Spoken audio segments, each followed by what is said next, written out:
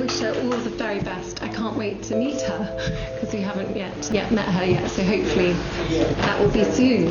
Le dîner royal devait être une démonstration d'élégance, une soirée où les lustres scintillaient sur l'argent poli et où la monarchie projetait son image de continuité intemporelle. Diplomates dignitaires et membres importants de la famille étaient invités à témoigner non seulement de la tradition mais aussi de l'unité. Pourtant, la façade scintillante ne pouvait dissimuler le malaise qui s'installait comme un épais brouillard dans la grande salle. Dès le début, un non-dit flottait dans l'air, la conscience que sous la surface des sourires répétés et des discours solennels, des fissures se creusaient. Au bout de la table siégeait le roi Charles, dont la fragilité due à la maladie avait érodé son calme. Les observateurs ne purent s'empêcher de remarquer son sourire vacillant, sa main tremblant légèrement lorsqu'il leva son verre. Ce qui aurait dû être une célébration de son règne ressemblait plutôt à un rappel silencieux de son déclin. À ses côtés, le prince William se tenait avec une fermeté tranquille, sa posture et ses gestes maîtrisés témoignant d'une conscience croissante que le poids du pouvoir se déplaçait vers lui. Pourtant, même sa présence calme ne parvenait pas à calmer la salle une fois l'attention détournée. Tous les regards se posèrent sur Catherine. Aucun geste ne retient l'attention, aucun acte soudain. Seule l'absence d'éclat dans son rire, la lourdeur de ses hochements de tête polis, la façon dont son regard semblait fixé, bien au-delà de la salle à manger. La princesse Anne, toujours observatrice, se pencha légèrement en avant, plissant les yeux, comme si elle seule percevait ce que les autres étaient trop distraits pour voir. Les dignitaires habiles à déchiffrer les signaux subtils des hôtes royaux pressentirent que quelque chose n'allait pas. Ce qu'ils ressentaient n'était pas une fatigue ordinaire, mais un poids invisible pesant sur la princesse de Galles. À mesure que la soirée avançait et que les toasts étaient portés, le rythme des cérémonies s'essoufflait. Catherine leva son verre, le tint un instant, puis le baissa sans prendre une gorgée. Le bruit du cristal contre le chêne résonna plus fort que prévu, comme si toute la salle l'attendait. Les conversations s'éteignirent. Les invités jetèrent des regards de côté hésitants entre poursuivre leur bavardage ou se préparer à une pause dans l'ordre figé des événements. Le visage de William se crispa, sa mâchoire trahissant la prise de conscience de ce qui allait arriver. Il voyait ce moment se dessiner depuis des mois. L'atmosphère de tempête s'intensifiait à chaque battement de cœur. De l'autre côté de la table, la reine Camilla leva le menton, les yeux plissés, sentant peut-être déjà que son contrôle méticuleux sur l'image publique de la famille s'effritait. La tension était suffocante, amplifiée par le contraste entre la grandeur de la salle et le silence qui l'enveloppait désormais. Les mains de Catherine reposèrent sur la table ferme mais déterminées, comme pour lutter contre une vague intérieure. Elle ne parlait pas, et pourtant son silence était plus criant que le discours le plus passionné. L'atmosphère n'était pas simplement personnelle, elle était politique. Il ne s'agissait plus des émotions d'une seule femme, mais de l'équilibre des pouvoirs au sein d'une dynastie dont la survie dépendait de la projection de stabilité. Lorsque les invités regardèrent Catherine, ils ne voyaient pas seulement une princesse, ils voyaient la possibilité d'une rupture, d'un dévoilement qui pourrait retentir bien au-delà des murs dorés. C'est dans des moments comme ceux-ci que l'histoire bascule. Les familles royales survivent, non pas en évitant le scandale, mais en contrôlant le moment et le récit. Le silence de Catherine menaçait de contourner ce système. Ces derniers mois, les médias internationaux avaient déjà spéculé sur sa santé et ses absences répétées de ses fonctions publiques. La BBC a noté, avec une curiosité mesurée, que son emploi du temps réduit était inhabituel pour une personne aussi fiable. Reuters a évoqué des consultations médicales privées soulignant l'absence visible de Catherine aux cérémonies nationales où sa présence était considérée comme symbolique. Même des médias allemands comme Der Spiegel ont commenté les murmures de malaise qui l'entouraient, établissant des parallèles avec les crises royales précédentes lorsque le secret avait engendré plus de chaos que de vérité. Toute cette tension ambiante se concentra désormais sur ce seul dîner. La salle tapissée de portraits d'ancêtres ayant affronté révolution et guerre semblait retenir son souffle. Le palais avait invité des dignitaires pour célébrer la continuité, mais il accueillait au contraire la scène d'ouverture d'une tempête. Le regard de Catherine parcourut la table, s'attardant sur William non pas avec hésitation, mais avec détermination. Il était clair pour quiconque était assez perspicace pour le remarquer qu'elle s'apprêtait à sortir du scénario, à s'exprimer défiant le silence qui pesait sur elle. Le poids de l'attente devint insupportable. Les fourchettes flottaient dans les airs, les verres se figèrent dans des mains tremblantes. Même les politiciens chevronnés, habitués au choc soudain, se trouvèrent désarmés par l'intensité du moment. Pour eux, ce n'était pas seulement la possibilité d'une révélation personnelle, c'était la prise de conscience naissante que des siècles de retenue chorégraphiée risquaient de voler en éclats sous leurs yeux. La monarchie avait déjà traversé des tempêtes, mais rarement depuis sa propre table. Ce qui rendait la scène si captivante n'était pas encore les mots que Catherine allait bientôt prononcer, mais la certitude que quelque chose d'irréversible allait se produire. En ce sens, le dîner se transforma en quelque chose de bien plus vaste qu'une simple réunion de famille. Il devint une scène où le deuil, le secret et le pouvoir allaient eux s'affronter sous les yeux de témoins qui allaient perpétuer le souvenir. L'orage n'avait pas encore éclaté, mais l'air était chargé de l'électricité de ce qui allait arriver. Le silence de Catherine n'était plus une absence, mais une présence amplifiée. Son expression calme, son souffle mesuré, son regard inébranlable étaient les signes d'une femme prête à révéler une vérité incontrôlable. Les invités se penchaient inconsciemment comme s'ils attendaient le tonnerre.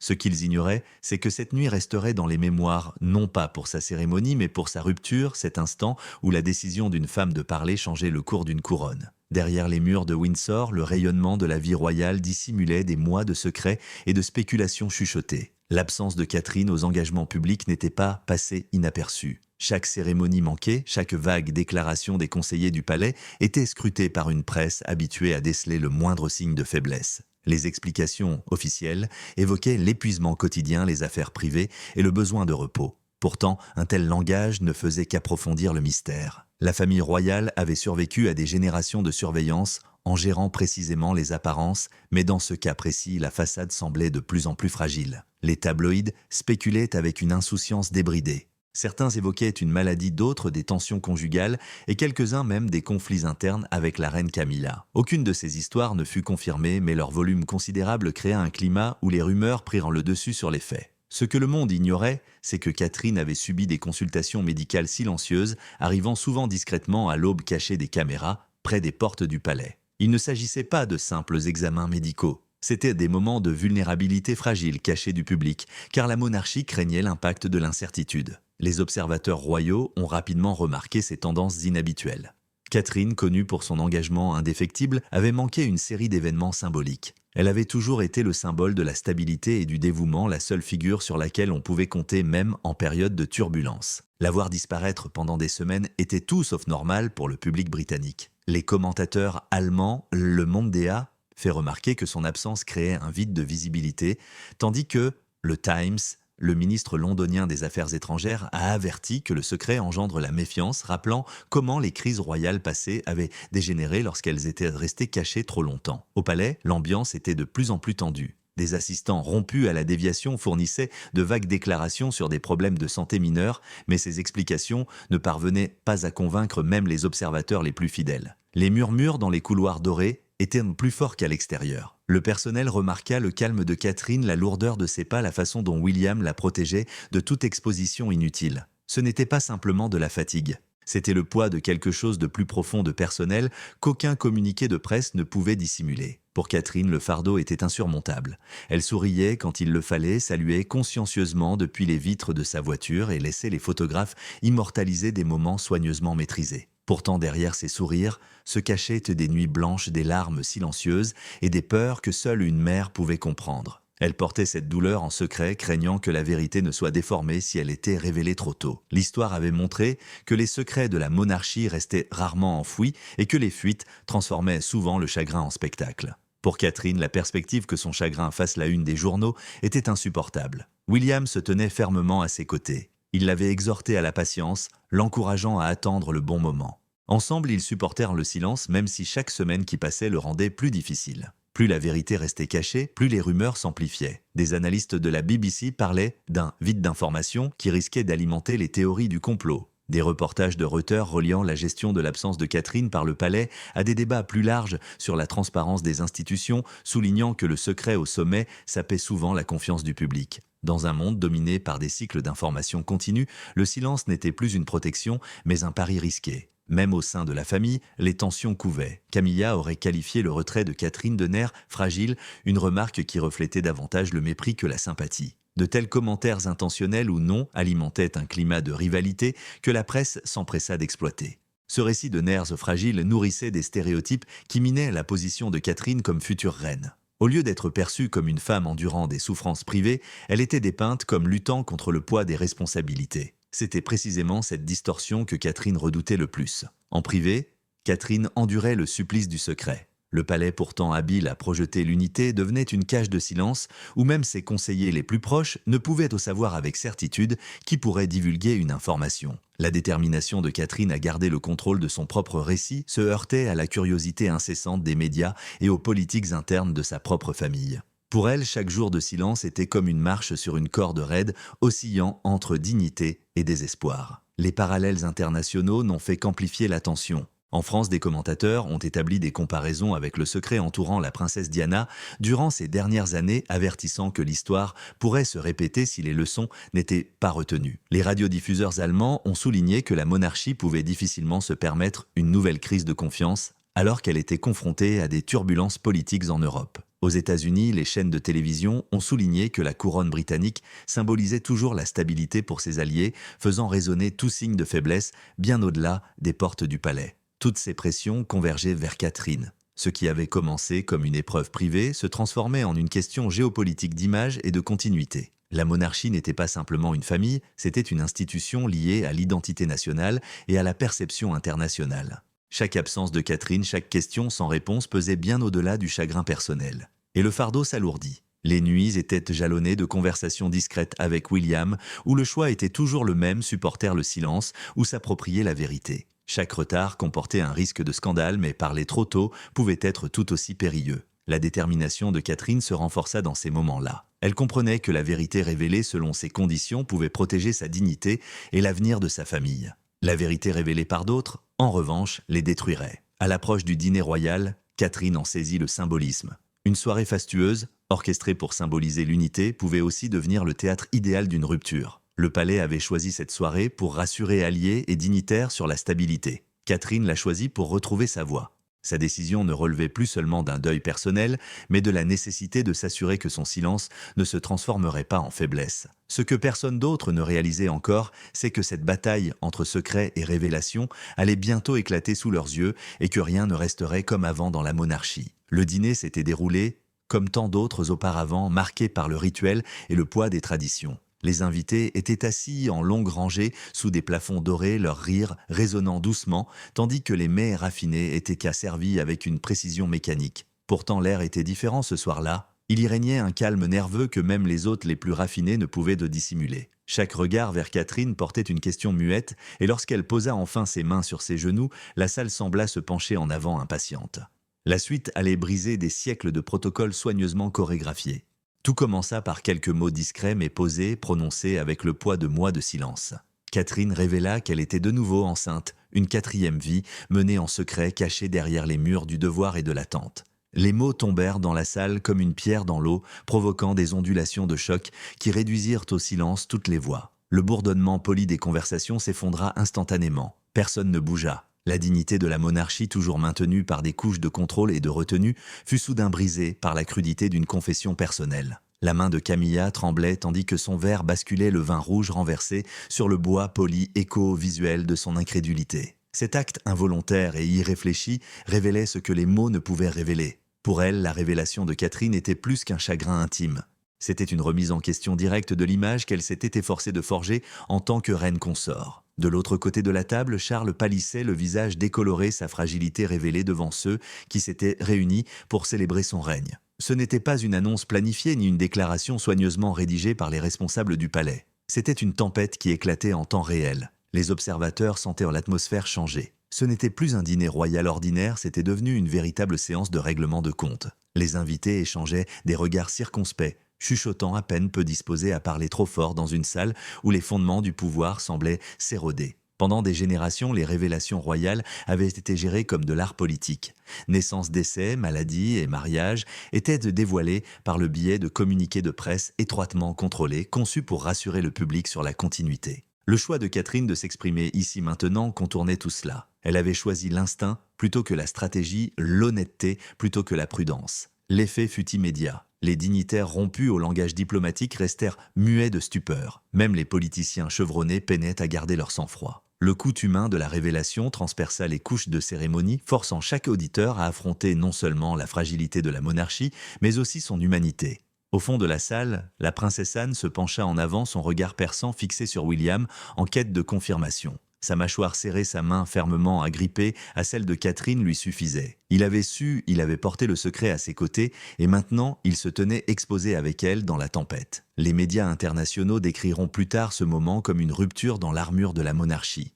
Tuteur l'a présenté comme une rupture frappante avec la tradition royale, tandis que Reuters a souligné comment la révélation a placé la culture du secret de la couronne sous une pression sans précédent. En Allemagne, le Miroir Hill a analysé la décision comme un risque calculé, suggérant que le timing de Catherine reflétait à la fois une souffrance personnelle et une conscience politique. En s'exprimant lors d'un événement organisé pour promouvoir l'unité, elle avait garanti que sa vérité ne pourrait être ignorée ou occultée par les conseillers du palais. Le poids de ses paroles dépassait le cadre du dîner. Pour le public, Catherine avait toujours été une figure de sang-froid, l'image même de la force maternelle. Ses aveux ont forcé à repenser ce récit. Elle n'était plus seulement un symbole de stabilité, mais aussi de vulnérabilité et de défiance.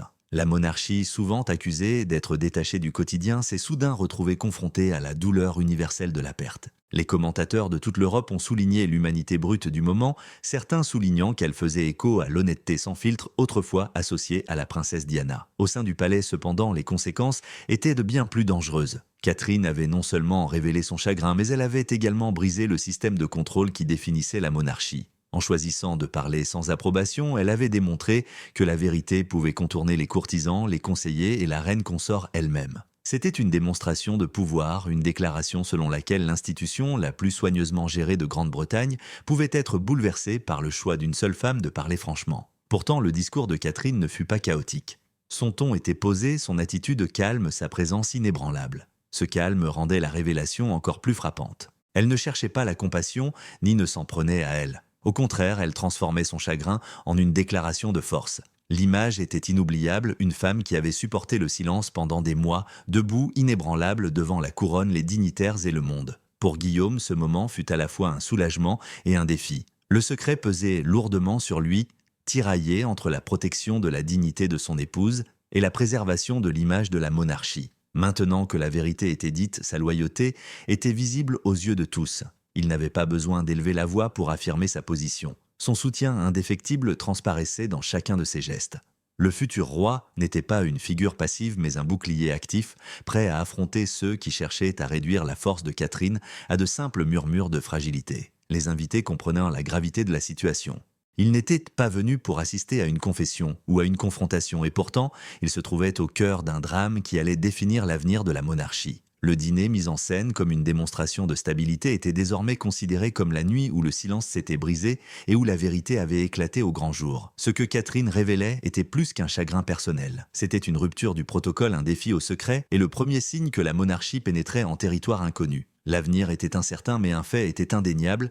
Le quatrième enfant caché dans le silence avait changé le cours de l'histoire même, sans couronne, sans rôle public et sans nom connu de la nation. En exprimant cette vérité, Catherine s'assurait qu'elle ne puisse plus jamais être effacée. L'atmosphère dans la grande salle ne ressemblait plus à un banquet officiel. Dès que la vérité de Catherine fut révélée, tous les éléments soigneusement rodés du protocole royal s'effondrèrent. Seul subsistait un silence pesant, rompu seulement par les mouvements subtils des invités stupéfaits qui s'agitaient sur leur siège. Ce qu'elle avait révélé n'était pas un scandale fabriqué par la presse à scandale, mais un chagrin mis à nu, une quatrième grossesse cachée au public, une vie menée dans le secret et terminée dans le silence. Sa révélation avait non seulement un poids personnel, mais aussi des implications politiques qui se répercutèrent sur toute la monarchie. Catherine transforma sa douleur intime en une forme de défi. Ces mots révélèrent non seulement sa tristesse, mais aussi les fractures qui couvaient depuis longtemps sous la surface de la vie royale. Pendant des mois, des rumeurs s'étaient répandues, certaines alimentées par l'entourage de Camilla, dépeignant Catherine comme fragile, inapte aux responsabilités écrasantes de son rôle. D'un seul aveu, elle démonta ce récit. Son chagrin, autrefois perçu comme une faiblesse, devint une force indéniable. Elle n'était plus la figure silencieuse aux côtés de William. Elle était devenue le centre du pouvoir. La réaction de Camilla révéla la tension qui s'accumulait depuis des années. Son sang-froid vacillait, ses tentatives de rejeter la révélation, la jugeant malvenue, sonnaient un creux. Chaque mot ne faisait qu'accentuer le sentiment de désespoir. Les invités sentaient que l'équilibre des pouvoirs autour de la table se modifiait. Catherine, calme et posée, paraissait inflexible, tandis que Camilla, déstabilisée et sur la défensive, semblait diminuer. Le contraste était saisissant et n'échappa pas à l'attention des dignitaires habitués à décrypter le théâtre politique. La présence de Guillaume amplifia cette transformation. Sa loyauté envers Catherine transparaissait dans chacun de ses gestes, de sa main ferme sur sa poitrine, à l'ardeur de son regard chaque fois que sa force était mise en doute. C'était plus qu'un simple soutien conjugal. C'était une déclaration de fermeté du futur roi aux côtés de son épouse, rejetant toute tentative de la réduire au silence. Les observateurs comprirent immédiatement le symbolisme. Une monarchie qui avait si souvent réduit ses femmes au silence était désormais remodelée par un homme qui refusait de se taire. Dans les jours qui ont suivi, les médias internationaux ont analysé la confrontation comme un choc des héritages. Reuters a rapporté que la révélation de Catherine a marqué un tournant décisif dans la sympathie du public, suscitant des comparaisons avec la princesse Diana, qui avait également lutté contre le silence au sein du palais. La BBC l'a décrite comme un tournant, suggérant que le défi de Catherine résonnait non seulement comme un acte de courage personnel, mais aussi comme un défi à la culture même du secret qui caractérisait la couronne. Les commentateurs allemands de Frankfurter Allgemeine Zeitung ont soutenu que la crédibilité de la monarchie ne pouvait plus reposer sur la dissimulation, que la vérité dite clairement pouvait désormais avoir plus de force que des déclarations contrôlées. Mais à l'intérieur du palais, les conséquences furent bien plus immédiates.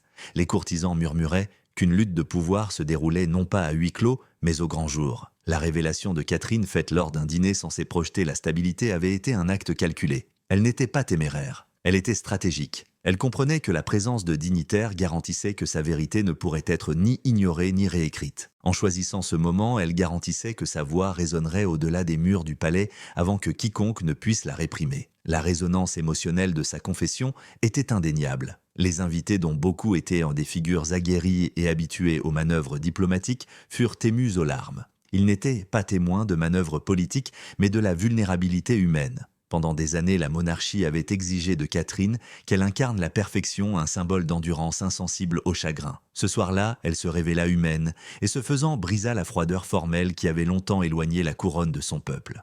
L'affrontement avec Camilla, cependant, a fait en sorte que ce moment ne soit pas uniquement marqué par son humanité. Il est devenu évident qu'il s'agissait aussi d'une lutte de légitimité et d'influence. En qualifiant l'absence de Catherine de fragilité nerveuse, Camilla avait délibérément tenté de saper sa crédibilité. La décision de Catherine de révéler la vérité a retourné cette tentative contre sa source. En faisant preuve de résilience dans le deuil, elle a recadré le récit. Elle n'était plus vulnérable, elle était provocatrice. Le soutien discret de la princesse Anne ajouta du poids à l'événement. Bien qu'elle parlât peu, sa posture et son expression étaient éloquentes. Pendant des décennies, Anne avait été respectée comme le pilier de la famille, admirée pour son dévouement. Son geste subtil de soutien à Catherine envoyait un message qui se passait de mots. Tous ceux présents comprenaient que le défi de Catherine portait l'approbation d'une femme dont la loyauté envers la couronne n'avait jamais été mise en doute. La transformation du deuil en défi ne s'est pas arrêtée cette nuit-là. Dans les jours qui ont suivi, la presse a présenté Catherine comme l'incarnation de la résilience, une femme qui avait affronté avec dignité la tragédie personnelle et l'hostilité institutionnelle. Le récit de fragilité a été effacé, remplacé par une image de force qui a résonné bien au-delà de la monarchie. Pour Camilla, la confrontation a marqué un revers, ses tentatives de renvoi se révélant inefficaces face au calme inébranlable de Catherine. Le palais avait cherché à projeter une continuité, mais le monde assistait à une guerre silencieuse entre reines. Chaque regard, chaque silence, chaque mot avait un poids politique. Et dans cette bataille, Catherine s'imposa comme la figure la plus forte non par agressivité, mais par le pouvoir de la vérité. Sa révélation transforma le chagrin en arme contre la rumeur, le silence en défi et la vulnérabilité en autorité. La monarchie, autrefois définie par sa capacité à dissimuler, se rendait désormais compte que le courage d'une femme avait redessiné les frontières du pouvoir. Le poids de la révélation de Catherine ne reposait pas seulement sur ses épaules. Elle se répercuta sur toute la monarchie, frappant plus durement ses points les plus fragiles. Au bout de la table, le roi Charles était assis, figé, le visage pâle, les mains agrippées au bois, sculpté comme si c'était le seul rempart contre l'effondrement. Sa maladie était déjà évoquée depuis des mois, son énergie visiblement diminuée lors des apparitions publiques. Face à une vérité qu'il n'avait ni anticipée ni approuvée, son autorité semblait se briser sous les yeux de ses invités. Un homme autrefois censé incarner la stabilité semblait impuissant, tiraillé entre la loyauté envers son épouse et la force indéniable de son fils et de sa belle-fille. Le contraste était saisissant. Le souffle court de Camilla trahissait sa fureur, son regard implorait l'intervention de Charles, tandis que la présence inébranlable de Guillaume aux côtés de Catherine témoignait d'une défiance silencieuse. Le roi était pris au piège entre ses forces, paralysé par le silence. Ce silence était plus éloquent que tous les mots. Les invités le voyaient comme une faiblesse, une capitulation, l'effondrement visible d'un monarque incapable de stabiliser sa famille. La promesse d'unité de la monarchie, toujours si soigneusement mise en scène, s'évanouissait devant les diplomates, les dignitaires et les journalistes qui allaient porter le souvenir au-delà des murs du palais. Dans ce silence, d'anciens fantômes revinrent. Le nom de Diana planait comme une ombre inexprimée sur l'assemblée. Les observateurs se souvenaient de ses souffrances, de ses propres luttes contre le secret de sa vérité enfoui sous les murs du palais jusqu'à ce qu'il soit trop tard. Les échos étaient douloureux et indéniables. Le défi de Catherine rappela à beaucoup le désir de Diana de retrouver sa voix, bien que Catherine ait choisi d'agir au sein du palais plutôt qu'à l'extérieur. Pour Charles, la comparaison était dévastatrice. Il paraissait diminué, hanté par le souvenir d'une femme qui avait bravé le silence et qui suscitait encore plus de sympathie que lui. La princesse Anne, assise à proximité, offrait un contrepoids discret mais puissant. Son silence n'était pas passif. Il était délibéré, son regard fixe fixé sur Catherine, portant le poids de l'approbation. Pendant des décennies, Anne avait incarné le devoir admiré pour son endurance et sa loyauté. Son geste subtil d'alignement avec Catherine avait une signification qu'aucun mot ne pouvait égaler. Les invités le remarquèrent, les dignitaires chuchotèrent et le sens était clair. Catherine n'était pas seule, elle avait le soutien d'une figure symbolisant la résilience de la monarchie. La réaction de Guillaume, bien que contenue, fut tout aussi forte. Sa loyauté était sans équivoque. La tension de sa mâchoire, la fermeté de sa prise sur la main de Catherine et le feu dans son regard chaque fois que Camilla tentait de la rabaisser révélaient l'intensité de sa colère. Ce n'était pas seulement un mari défendant sa femme, c'était le futur roi affirmant son autorité, une déclaration que la vérité dite par Catherine ne pouvait et ne serait pas réduite au silence. Les analystes décriront plus tard ce moment comme un changement visible dans le pouvoir générationnel, la transmission de l'influence, non par abdication ou cérémonie mais par confrontation et détermination. Les commentateurs internationaux se sont emparés de ce symbole. Reuters a rapporté que l'image de domination de la monarchie s'était fissurée sous le poids de la vérité personnelle. La BBC a décrit le dîner comme une extraordinaire démonstration de vulnérabilité et de division, avertissant que l'autorité de la couronne ne pourrait résister à un silence prolongé de sa part. Les journaux allemands ont présenté la confrontation comme un test de légitimité.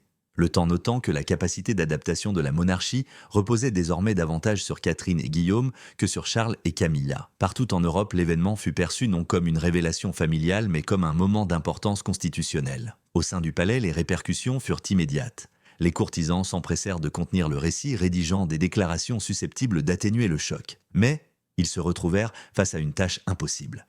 Les paroles de Catherine avaient été prononcées publiquement devant des témoins qui ne voulaient pas être réduits au silence.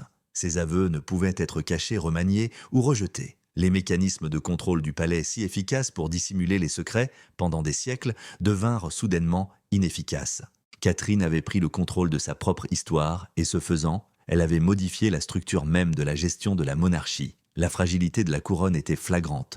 Le déclin visible de Charles soulignait la réalité, le temps jouait contre lui. La fureur de Camilla révélait son incapacité à imposer sa loyauté en temps de crise. Le soutien silencieux d'Anne à Catherine soulignait où résidait véritablement la force de la famille. La défiance de Guillaume assurait que l'avenir de la monarchie se déplaçait déjà vers un nouveau centre de gravité. La couronne, autrefois équilibrée par l'autorité du roi, semblait désormais soutenue par la force d'une femme qui avait refusé de se taire. Les invités ont quitté le dîner avec le sentiment d'avoir assisté à plus qu'une simple révélation personnelle. Ils ont vu la façade soigneusement construite de la monarchie trembler sous le poids de la vérité. Certains sont repartis en larmes, d'autres avec inquiétude, mais tous avaient la conviction que l'histoire avait tourné entre ces murs dorés. Ce qui avait commencé comme une soirée célébrant la continuité était devenu un rappel que même les plus anciennes institutions sont vulnérables lorsque le silence se brise. La déclaration de Catherine ne fut pas seulement un moment de deuil, c'était une démonstration de résilience, une affirmation de pouvoir et un avertissement: la survie de la monarchie ne dépendrait pas du secret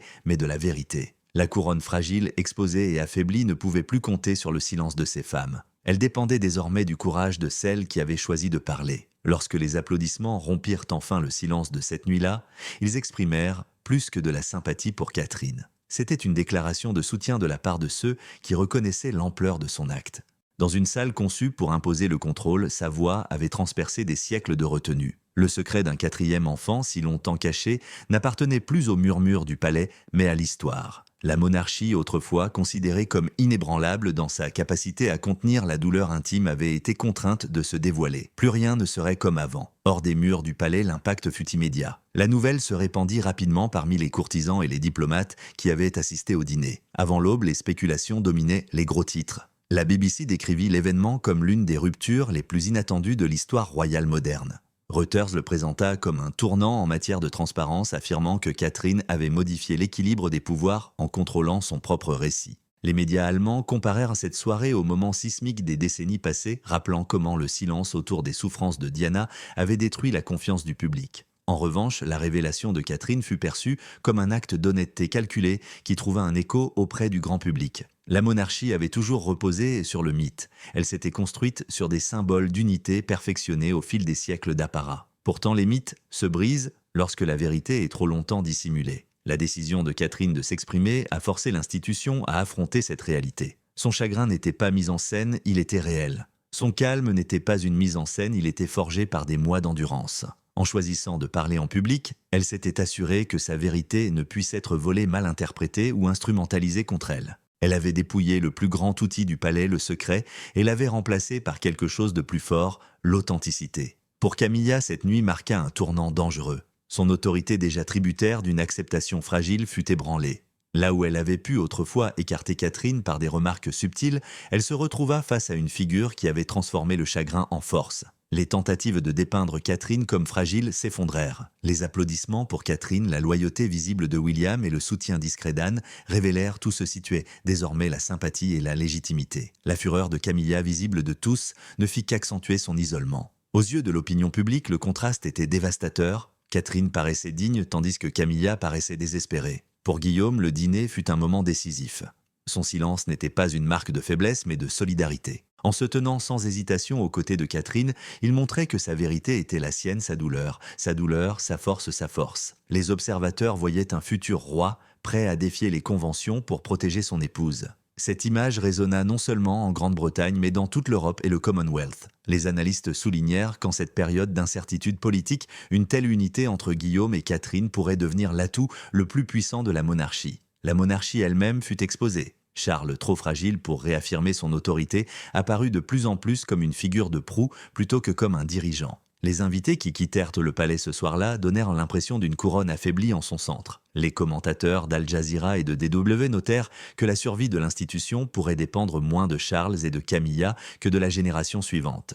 La révélation de Catherine, bien que née du chagrin, avait repositionné elle et Guillaume au cœur de l'avenir de la couronne. Dans les jours qui suivirent, la presse décortiqua chaque détail. Certains qualifièrent cette révélation d'imprudente, d'autres de courageuse. Pourtant, parmi le peuple, la réaction fut extrêmement bienveillante. Catherine n'était pas perçue comme une figure royale distante, mais comme une femme qui avait enduré la perte en silence et choisi le courage plutôt que le secret. Cette perception comptait. Elle renforça le lien affectif entre le public et la monarchie à une époque où la confiance dans les institutions s'affaiblissait. Les applaudissements qui fusèrent dans la salle de banquet résonnèrent dans les rues où des voix appelaient à l'honnêteté plutôt qu'à la performance. Pour la monarchie, le défi était clair. Elle ne pouvait plus compter uniquement sur la tradition et le protocole pour protéger son image. Catherine avait démontré que la vérité même douloureuse pouvait restaurer la crédibilité d'une manière dont le secret était impuissant. L'avenir de la couronne portait désormais son empreinte. Sa révélation ne concernait pas seulement le passé, mais aussi la capacité de la monarchie à résister aux tempêtes du présent. À l'ère de l'information en continu des réseaux sociaux et d'une surveillance mondiale implacable, le silence était devenu plus dangereux que l'honnêteté. Le dîner prit fin, mais les conséquences ne faisaient que commencer. Dans les couloirs du palais, les assistants se précipitèrent pour gérer les conséquences. Camilla préparait sa réponse et Charles se retrancha dans le silence. Pourtant, au milieu de l'incertitude, Catherine et William restèrent de plus unis que jamais. Leur défi avait redessiné les lignes de pouvoir, déplaçant le centre de gravité de la monarchie vers une nouvelle génération. La vérité sur le quatrième enfant, autrefois caché, était devenue à la fois un symbole de tristesse et une arme de légitimité. Il ne s'agissait plus seulement d'un deuil personnel. Il s'agissait d'un héritage d'une réécriture de l'histoire de la monarchie. Catherine avait démontré que même au sein des institutions les plus anciennes, le changement peut être imposé non par la politique ou la stratégie, mais par le courage. Ses paroles avaient transformé le silence en force et la vulnérabilité en autorité. La monarchie était entrée dans un nouveau chapitre et c'était Catherine et non Charles ou Camilla qui avaient tourné la page.